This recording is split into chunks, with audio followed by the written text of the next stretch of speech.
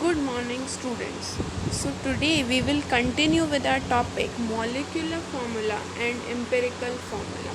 I hope you have watched previous lecture in which we started mole concept in a very beneficial way for all of you, and I hope you have revised all the concepts I taught in that lecture. Now, let me start our next topic molecular formula and empirical formula. First of all, we should know what is mass percent of an element. क्या मतलब है कि मास percent क्या होता है element का, तो उसका एक फॉर्मूला है. We need to memorise it. The formula is number of atoms into atomic mass upon molecular mass into 100. तो अगर हम इसे देखें तो व्हाट डज इट से कि कितने एटम्स हैं उससे एटॉमिक मास को मल्टीप्लाई करके मॉलिक्यूलर मास से डिवाइड करना है. और 100 से मल्टीप्लाई क्यों किया है? Because it is in percentage, mass percent. Okay. और अगर नंबर ऑफ एटम्स 1 है तो मॉलिक्यूलर फार्मूला जो है वो मिनिमम मॉलिक्यूलर मास से डिनोट किया जाता है. अब हम देखते हैं कि एम्पिरिकल और मॉलिक्यूलर फार्मूला में क्या डिफरेंस है. So let's see it. Empirical और मॉलिक्यूलर फार्मूला में क्या डिफरेंस है. एम्पिरिकल फार्मूला सिंपलेस्ट रेशियो है. अगर हम C2H6 एज एन एग्जाम्पल लें तो इसका एम्पिरिकल फार्मूला 2 और 6 को कट कर क्या आ जाएगा? CH3. और यही इसका मॉलिक्यूलर फार्मूला C2H6 है. मतलब minimum simple molar ratio of an atom in an molecule.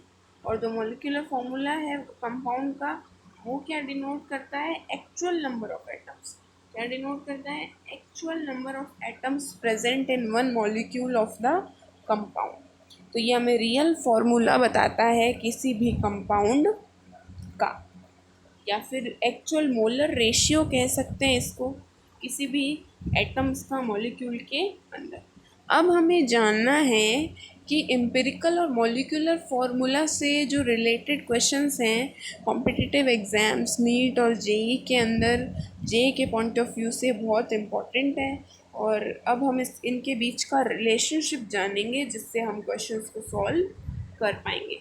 So let's see the relationship between empirical and molecular formula. तो molecular formula is equals to n into empirical formula. अब यही चीज़ जो हमने अभी example लिया था C2H6 का, C2H6 का, तो वो हमें क्या कहता है कि जो C2H6 अगर मोलिकुलर फार्मूला ले तो एम्पिरिकल फार्मूला CH3 है. तो n यहाँ पर क्या है? n इज इक्वल्स टू 2 है. इसी तरह हम n हमें पता है तो, और एम्पिरिकल फार्मूला पता है तो मोलिकुलर फार्मूला निकाल सकते हैं. और एम्पिरिकल और मोलिकुलर फार्मूला पता है तो n की वैल्यू को भी कैलकुलेट किया जा सकता है. तो ठीक है, ये इनके बीच का क्या है? रिलेशनशिप हो गया. और यही as it is molar ratio, तो मोलर रेशियो होने के अकॉर्डिंग मॉलिक्यूलर फार्मूला मास का भी यही रिलेशन हमें इस फॉर्मूले से पता लग जाता है. और यहाँ पर n क्या है? कोई भी natural number 1 2 3 and so on हो सकता है. ठीक है. n is equals to molecular formula upon empirical formula is equals to molecular formula mass upon empirical formula mass. अब as we all started a series of concepts, तो अब हम concept से जो लर्निंग कर रहे हैं उसी को आगे परस्यू करेंगे और देखेंगे कि कंसेप्ट नंबर 7 जो है वो हमें क्या कहता है.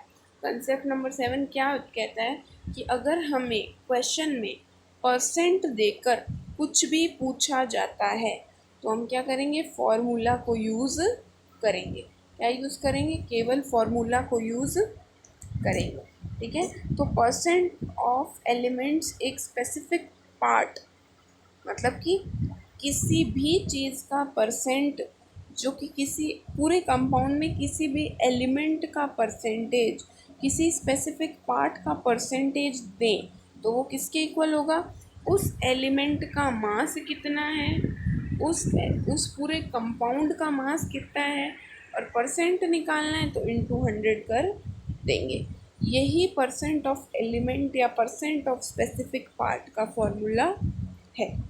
ओके, तो अब हमने जैसे कल बहुत सारे प्रीवियस ईयर क्वेश्चंस वगैरह किए थे, तो वही आज भी हम प्रीवियस ईयर के क्वेश्चंस करेंगे। तो परसेंट देकर कुछ भी पूछा जाता है तो फॉर्मूला यूज़ करेंगे, और परसेंट ऑफ एलिमेंट या स्पेसिफिक पार्ट क्या है, mass of that element upon mass of whole compound into 100। ठीक है, तो क्वेश्चन पे मूव करते हैं। अब हम क्वेश्चन पे मूव करते हैं। देखिए, percentage of SE in peroxidase anhydrase enzyme. अब हमें परसेंट दिया हुआ है एलिमेंट का, किस एलिमेंट का, एसई का, सेलेनियम का, किसके अंदर, peroxidase एनहाइड्रेज। ठीक है, तो इसका बाय वेट ये हमें, और एटॉमिक वेट क्या दिया हुआ है सेलेनियम का, 78.4। तो minimum molecular weight peroxide anhydrase का क्या होगा। सबसे पहले अभी हमने जो परसेंटेज ऑफ एससी, कुछ भी हमसे पूछा है, परसेंट देकर कुछ भी पूछा जाता है तो एक ही फार्मूला लगाने को बोला है, वो हम लगा देते हैं यहाँ पर। ये रहा फार्मूला। ठीक है, तो ये हमने फार्मूला लगाया है। इस फार्मूला से हमें क्या मिल जाएगा, मॉलिक्यूलर वेट जो है वो मिल जाएगा। और हमें क्या पूछा था, मिनिमम मॉलिक्यूलर वेट ही पूछा था। बहुत इजी क्वेश्चन था। अब देखिए, हमें कॉन्सेप्ट ने क्या बोला कि परसेंट देकर कुछ भी पूछता है तो एक ही फॉर्मूला लगाना है, mass of element upon mass of compound into 100। और एलिमेंट का एटॉमिक वेट हमें गिवन है 78.4, और मॉलिक्यूलर वेट ऑफ कंपोनेंट जो है वो हमें निकालना है, फाइंड आउट करना है। और परसेंटेज ऑफ सेलेनियम दिया हुआ है 0.5%। तो 0.5 is equals to 78.4 upon molecular weight into 100। तो मॉलिक्यूलर वेट को उस तरफ शिफ्ट किया है और ज़ीरो कट किए हैं, तो उसके बाद हमारे पास आंसर आ रहा है 1.5680 इंटू 10⁴। तो ठीक है, ये हमारे पास करेक्ट आंसर आ गया। अच्छे से इस क्वेश्चन को एक बार देख लीजिए, बहुत ही ईजी है, कंसेप्ट पे बेस्ड है सारे के सारे क्वेश्चन। ओके, तो अब हम आगे चलते हैं नेक्स्ट क्वेश्चन की तरफ। अगला क्वेश्चन हमें क्या कह रहा है, ये देखिए, haemoglobin contain 0.33% of iron by weight. अब हमने देखा है कि जो बायोलॉजी में हमने पढ़ा होगा कि हीमोग्लोबिन यानी कि एचबी जो है उसके अंदर आयरन की कंटेंट प्रेजेंट होती है। तो हमें बता रहा है कि किसी व्यक्ति के, किसी इंसान के हीमोग्लोबिन में जो है 0.33% आयरन है वेट के अकॉर्डिंग, बाय वेट। तो अब इसमें भी हमें परसेंट गिवन है, और जो मॉलिक्यूलर वेट है हीमोग्लोबिन का वो अप्रॉक्सीमेटली 67200 ग्राम है, मतलब कि क्या है 6200। ओके, तो ये हमें दिया हुआ है। नंबर ऑफ आयरन एटम्स हमें बताने हैं, एक मॉलिक्यूल में कितने नंबर ऑफ आयरन एटम्स होंगे। ठीक है, हीमोग्लोबिन के अंदर। चलिए अब देखते हैं, हमने कॉन्सेप्ट से सीखा है वही फॉर्मूला यहाँ पर अप्लाई कर दिया है।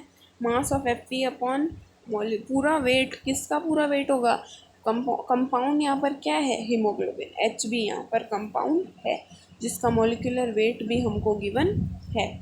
तो मास ऑफ एफ पी की जगह और हम क्या लिख सकते हैं, atomic weight into number of molecules. Atomic weight हमें गिवन है और नंबर ऑफ मॉलिक्यूल्स को तो हमें फाइंड आउट ही करना है, तो वो हम सिंपली फॉर्मूला अप्लाई करेंगे। तो कर दिया हमने, परसेंटेज 0.33 गिवन था, नंबर ऑफ मॉलिक्यूल्स निकालने हैं, एटॉमिक नंबर 56। ठीक है, तो मैं आपको क्या बता रही हूँ कि मास ऑफ एफ ई को आप और क्या लिख सकते हैं, मास ऑफ एफ ई को आप लिख सकते हैं, क्या लिख सकते हैं, मास ऑफ एफ ई को number of molecules into atomic weight। ठीक है। तो एटॉमिक वेट तो अभी हमने देखा ही है। ओके, तो अब देखिए number of molecule upon atomic wait.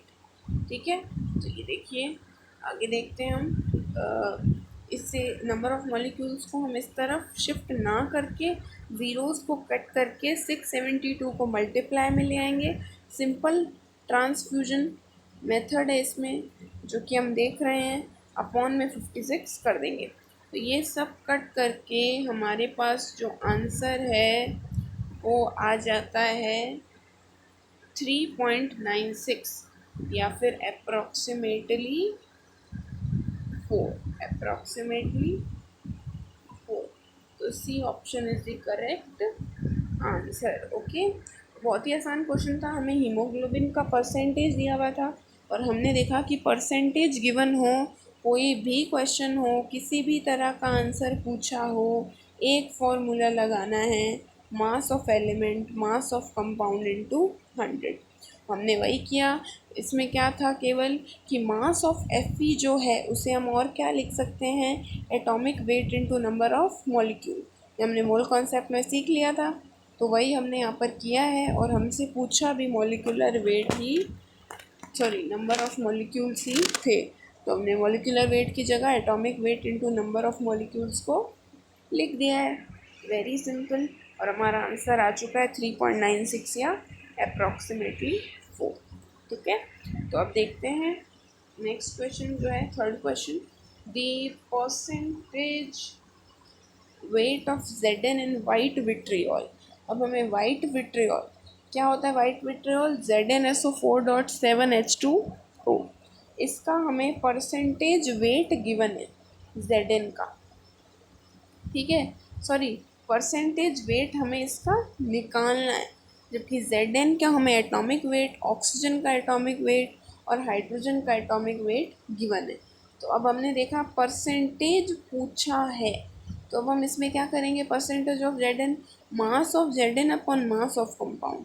Mass of Zn इसमें क्या हुआ, Zn के कितने जो है एटम्स है, एक है, तो मास ऑफ Zn सीधा सीधा इसके एटॉमिक वेट के बराबर हो जाएगा 65।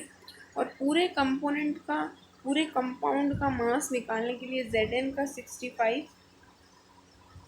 S यानी सल्फर का 32,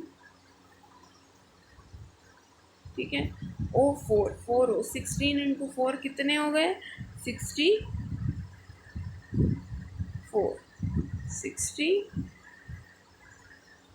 ओके, तो ZnSO4 फिर 7H2O, इन सबको प्लस करने के बाद 287 आ जाता है।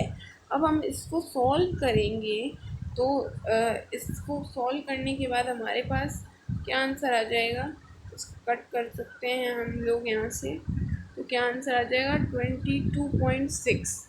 तो approximately 22.65, D is the correct answer. Okay, तो आप इसे अच्छी तरह सॉल्व कर देखें। ये 3 क्वेश्चंस हमने करे और बहुत ही आसान थे। ये नीट प्रीवियस ईयर क्वेश्चंस हैं। आई होप आप प्रीवियस ईयर क्वेश्चंस भी अच्छी तरह से साथ के साथ सॉल्व कर रहे होंगे। तो देखते हैं आगे की तरफ क्या बोल रहा है ये हमको। एम्पिरिकल फार्मूला जो है वो मिनिमम सिंपल मोलर रेशियो हमें एटम्स में, एटम्स का जो है मॉलिक्यूल के अंदर बताता है। एग्जाम्पल H2O2 है, 2:2, 1:1, तो HO इसका एम्पिरिकल फार्मूला हो गया। जबकि मॉलिक्यूलर फार्मूला क्या है, H2O2 मॉलिक्यूलर फार्मूला है 2 मोल H के, 2 मोल O एटम्स के, इसी से क्या बन रहा है, H2O2 बन रहा है। जबकि एम्पिरिकल फार्मूला के अकॉर्डिंग 1 मोल H के और 1 मोल O के, इसी से एम्पिरिकल फार्मूला बन रहा है। अब next concept very very important है। मैंने आपको कल भी कहा था, आज भी कह रही हूँ कि जो कंसेप्ट्स हैं उनकी अलग नोटबुक बना लीजिए, उसे अच्छे से लिख लीजिए। These are the best notes, you should note them down. और इस सीरीज़ में आगे वीडियोस आते ही रहेंगे, आई प्रॉमिस यू दैट। और आपको अच्छे से इस सब चीज़ को करना है, लिखना है, रिवाइज करना है। ओके, तो देखिए इसमें हमें क्या बोला है कि molar ratio of atom, molar ratio of atom क्या है, मिनिमम होना चाहिए, सिंपलेस्ट होना चाहिए। तो मोलर रेशियो ऑफ एटम किसके बराबर होता है, वेट अपॉन एटॉमिक वेट के, mass percent of atom upon atomic weight के, नंबर ऑफ एटम्स और मॉलिक्यूल्स अपॉन एन ए के। एन ए मतलब एवोगैड्रो नंबर 6.022 इंटू 10⁻23। ये मोलर रेशियो के फार्मूलाज हो गए। ठीक है, ये तो हमने पहले भी देखे थे, है ना। ये मोल के फार्मूले जैसा नहीं है कुछ, मोलर रेशियो का फार्मूला, है ना। ठीक है, तो अब मास रेशियो का देखते हैं। मास रेशियो क्या है, मास रेशियो मतलब मासेस का रेशियो, वेट का रेशियो, V1 रेशियो V2। ठीक है, अब इनको इनके एटॉमिक मासेस से अगर हमने क्या किया, एटॉमिक मासेस से डिवाइड कर दिया, तो ये किसका रेशियो बन गया, मोल का रेशियो बन गया। किसका रेशियो बन गया, मोल का रेशियो बन गया, एन का रेशियो बन गया। समझ गए आप। अब अगला इसी के ऊपर क्वेश्चन है, कॉन्सेप्ट नंबर 8 के ऊपर। अच्छे से देखिए कॉन्सेप्ट नंबर 8 को। इसमें हमें मोलर रेशियो के बारे में बताया गया है। मोलर रेशियो के हमें 4 फॉर्मूले याद होने चाहिए।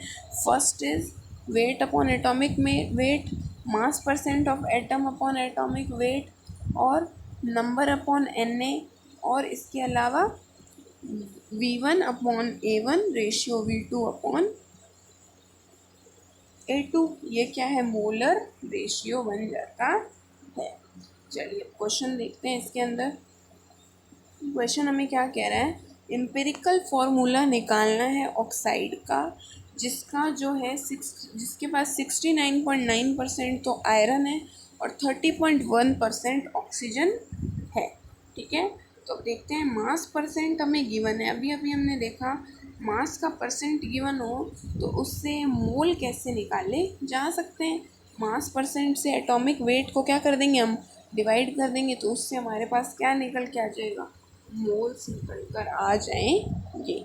तो देखते हैं Fe 69.9%, मास परसेंट एटॉमिक वेट कितना होता है Fe का, 56। तो 69.9 upon 56 is equals to 1.2।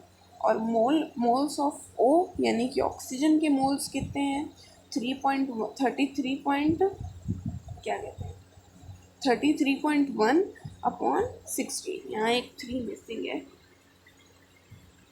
33.1 upon 16, तो ये अप्रॉक्सीमेटली 1.8 आ जाता है। अब Fe और O का रेशियो निकाल लिया हमने, तो इसका एम्पिरिकल फार्मूला भी निकाल लेंगे।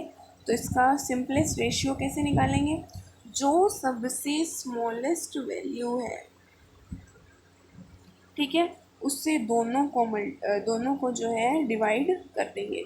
इन दोनों में 1.2 इज़ दी स्मॉलेस्ट, तो 1.2 अपॉन 1.2 रेशियो 1.8 अपॉन 1.2। तो इसको अगर हमने काटा तो 1 रेशियो 1.5। 1.5 को हम एम्पिरिकल फार्मूला में नहीं लिख सकते, सिंपलेस्ट होल नंबर रेशियो होना चाहिए। तो होल नंबर निकालने के लिए हमने इसको 2 से मल्टीप्लाई कर दिया है। 2 से मल्टीप्लाई करने पर हमारे पास जो है 2:3 आ गया है।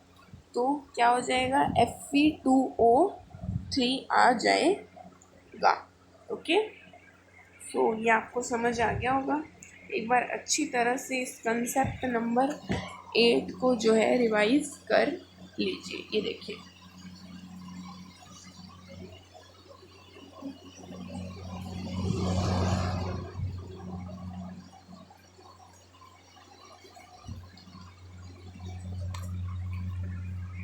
तो आपको समझ आ गया होगा। अब देखते हैं आगे। ये देखिए,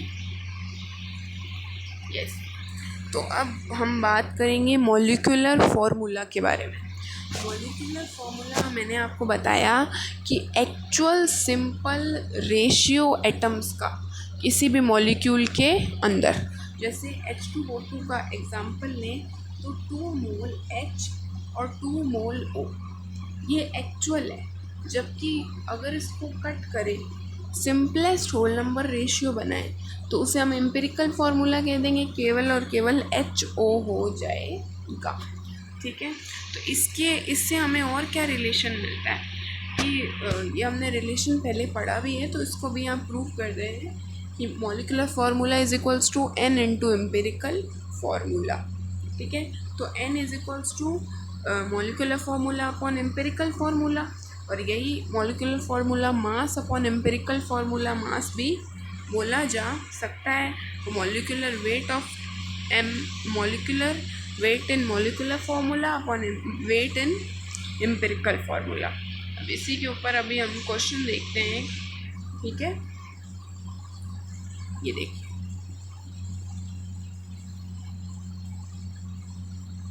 एक कंपाउंड है जिसके अंदर 32.4% कार्बन, 5.4% हाइड्रोजन, 43.2% ऑक्सीजन और 19% नाइट्रोजन प्रेजेंट है मास के अकॉर्डिंग।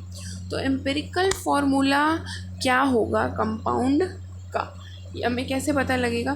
जैसा हमने पिछले क्वेश्चन में किया था, सबका जो है सबके परसेंटेज को एटॉमिक वेट से डिवाइड कर देंगे और फिर जो उसमें सबसे छोटा आएगा उससे सबको डिवाइड करके एम्पिरिकल फार्मूला निकाल लेंगे। ठीक है, ये देखिए, C इज इक्वल्स टू 32.4 अपॉन 12 2.6 आ गया। इसके बाद H का निकाला तो 5.4 क्योंकि 1 ही इसका है, 43.2 अपॉन 16 2.6, N का निकाला 19 अपॉन 14 1.3। तो अब इन सब में से हमने जब देखा तो 1.3 इज़ दी स्मॉलेस्ट, तो 1.3 का सबसे डिवाइड दिया तो 2.421 आ गया रेशियो, मोलर रेशियो। अब इसी को हम एम्पिरिकल फार्मूला मास बना लेंगे। 6 2 आ गया यहाँ पर, H कितने हैं 4, तो यहाँ पर आ गया 4।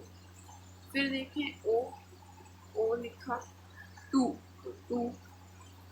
अब देखते हैं लास्ट में N 1 तो कुछ नहीं, तो इसका आंसर BC2H4N1O2।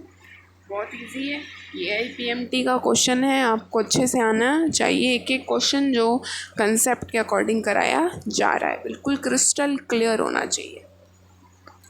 अब अगला क्वेश्चन देखते हैं हम, ये हमें क्या कह रहा है भाई, दो ऑक्साइड्स हैं मेटल की जिसमें 27.6% और 30% ऑक्सीजन है। दो अलग अलग ऑक्साइड्स में ऑक्सीजन का जो है मास परसेंट गिवन है।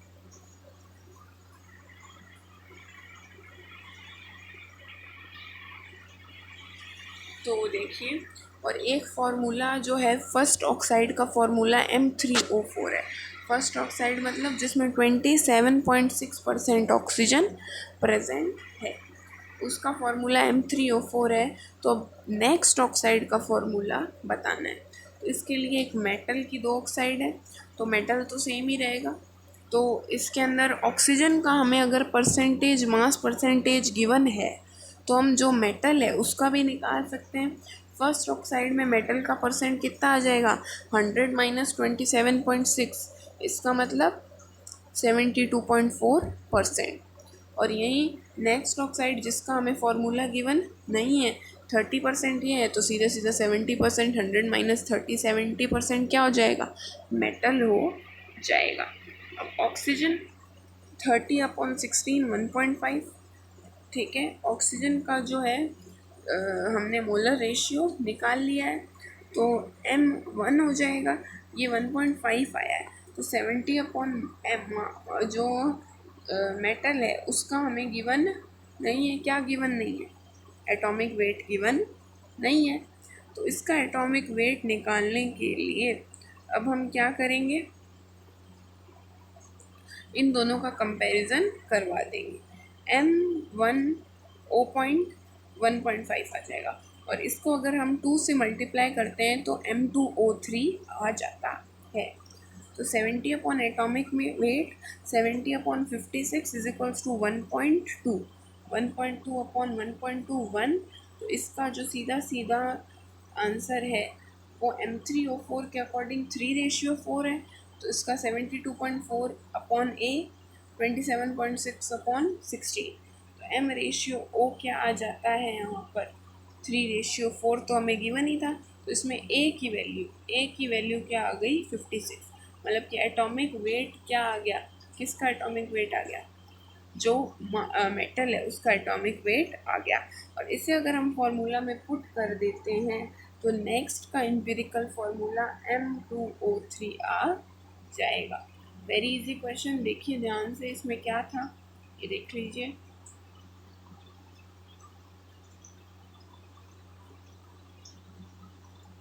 यस, तो अब नेक्स्ट टॉपिक लेते हैं एटॉमिक मास और मॉलिक्यूलर मास। ठीक है, तो एटॉमिक मास क्या होता है, एवरेज एटॉमिक मास तो हमें पता ही है, एटम का मास एटॉमिक मास। ठीक है, तो अब देखिए एवरेज एटॉमिक मास कैसे फाइंड आउट करते हैं। Average atomic mass sigma AI XI upon sigma XI, या फिर A1 X1 plus A2 X2 plus A3 X3 and so on upon X1 plus X2 plus X3 and so on. ठीक है, यहाँ पर A1 A2 ये जो है isotopic mass है एलिमेंट के। ठीक है, और X1 X2 जो है वो नेचुरल एबंडेंस है, मतलब परसेंटेज कितना पाया जाता है। मैंने आपको बताया था कार्बन के 3 आइसोटोप होते हैं, तो उनका जो है एवरेज एटॉमिक मास क्या होता है, अलग अलग का तो हमें पता है, C12 का 12, C13 का 13, C14 का 14, लेकिन एवरेज एटॉमिक मास वो किसके रिस्पेक्ट में निकाला जाएगा, उसकी एबंडेंस, कितना वो नेचर में पाया जाता है, कितना परसेंट कौन सा आइसोटोप पाया जाता है। तो sigma AI XI upon sigma XI। ठीक है, तो अब देखते हैं, ये तो हमने देखा एवरेज एटॉमिक मास के बारे में। अब हम देखेंगे मोलर मास के बारे में, इसके बारे में मोलर मास के बारे में। तो एवरेज मोलर मास जो है डिफरेंट सब्सटेंसेस का, जो कि एक कंटेनर में प्रेजेंट है या एक कंटेनर में है, वो क्या होगा, सिग्मा MI NI, मतलब कि molar mass into number of moles plus second element के का molar mass into number of moles upon में N1 प्लस N2, यानी नंबर ऑफ मोल्स का सम। ठीक है, यहाँ पे N1 M1 M2 molar mass है और N1 N2 number of moles है। ठीक है, यू गेट दैट। अब हम आगे चलते हैं, मोल ऑफ सब्सटेंस। अब एवरेज एटॉमिक मास हमने देख ही लिया है, तो एवरेज एटॉमिक मास के लिए कंसेप्ट नंबर 9 को अच्छे से मेमोराइज करेंगे। क्या कहता है कंसेप्ट नंबर 9, कि average atomic mass sigma AI XI upon sigma XI के बराबर होता है। तो अब AI इसमें एटॉमिक मास है आइसोटोप्स का, और XI कुछ भी हो सकता है, कुछ भी मतलब मास परसेंट, मास हो सकता है, मास परसेंट हो सकता है, मोल हो सकता है, नंबर हो सकता है, मास रे नंबर किस चीज़ का, एटम्स या मॉलिक्यूल्स का, मास ratio, mole ratio, mole percent, ये सब कुछ नंबर XI जो है वो ये सब कुछ हो सकता है। Mass, mass percent, mole number, mass ratio, mole ratio, mole percent, ये सब निकालना कैसे, ये हमने आपको अभी अभी पिछले वीडियो लेक्चर में अच्छी तरह से सिखाया है। तो अगर आपने वो नहीं देखा है तो पहले वो देखिए और फिर इस पार्ट पर आइए। ठीक है, ये चैप्टर काफ़ी बड़ा है, तो it would take 6-7 lectures more to complete this chapter. Okay, तो ये देखिए, एक एलिमेंट X है, ठीक है, उसके अलग अलग आइसोटोप्स जो हैं वो पाए जाते हैं, X200, X199 और X202, इसकी एबंडेंस हमें गिवन है। तो अब एवरेज एटॉमिक मास, अरे ये तो बहुत ईजी क्वेश्चन आ गया। अब देखिए हमने अभी अभी कंसेप्ट नंबर 9 में क्या सीखा, कि सबके sigma AI XI upon sigma XI कर दो, तो एवरेज एटॉमिक मास हमारे पास निकल कर आ जाएगा।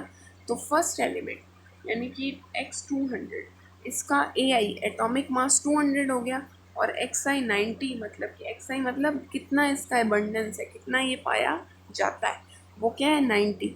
200 into 90 plus 199 into 88, okay, just 8 plus 202 into 2। ठीक है, अपॉन में क्या कर देंगे, जो ये सारे परसेंटेज हैं, यानी कि अपॉन में सीधा सीधा 100 आ जाएगा। तो हम ऐसे भी कर सकते हैं, इन सबको कैलकुलेट करके पॉइंट लगा दिया तो क्या आ जाएगा 199.96, यानी कि अप्रॉक्सीमेटली 200। और इसकी यूनिट क्या होती है, एवरेज एटॉमिक मास की यूनिट क्या होती है, न्यू, AMU क्या होती है, AMU या न्यू। तो 200 new is the correct answer. ठीक है, अब आगे की तरफ चलते हैं। ये क्वेश्चंस जो हैं सॉल्व करते हैं, उसके बाद अगले लेक्चर में हम कंसंट्रेशन टर्म्स को देखेंगे। मोलैलिटी, मोलैरिटी जो हम सबको क्या लगती है, भयानक लगती है, हम ये समझ में नहीं आती है, लेकिन कल के लेक्चर के बाद कंसंट्रेशन टर्म्स बिल्कुल क्लियर हो जाएंगी। तो अब देखते हैं हम नेक्स्ट क्वेश्चन की तरफ चलते हैं। बोरोन, बोरोन हमने देखा है, 5th नंबर पे बोरोन आता है पीरियोडिक टेबल में, hydrogen, helium, lithium, beryllium, boron. ठीक है, तो देखते हैं बोरोन के दो स्टेबल आइसोटोप हैं, B10 और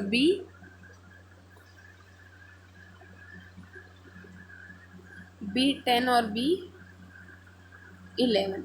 ठीक है, B10 और B11 है, और B10 कितनी अबंडेंस है, 19%, B11 की कितनी अबंडेंस है, बाकी की 81%।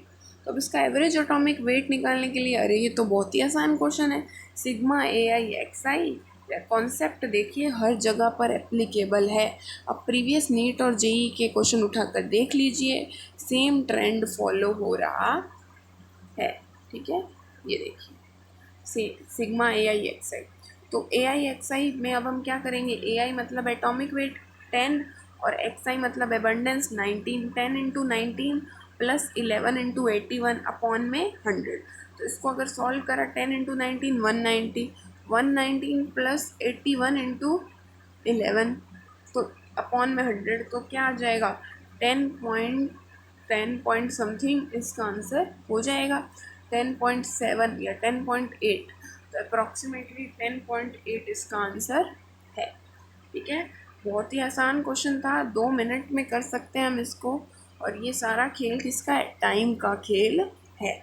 अब अगला नेक्स्ट क्वेश्चन लास्ट क्वेश्चन होगा इस क्लास का, इसके बाद हम अगले लेक्चर में कंसंट्रेशन टर्म्स को स्टडी करेंगे। ठीक है, तो देखते हैं, सपोज करते हैं कि एक एलिमेंट है x एंड y, एक एलिमेंट है x और y कंबाइन होते हैं, दो कंपाउंड बनाते हैं XY2 और X3Y2।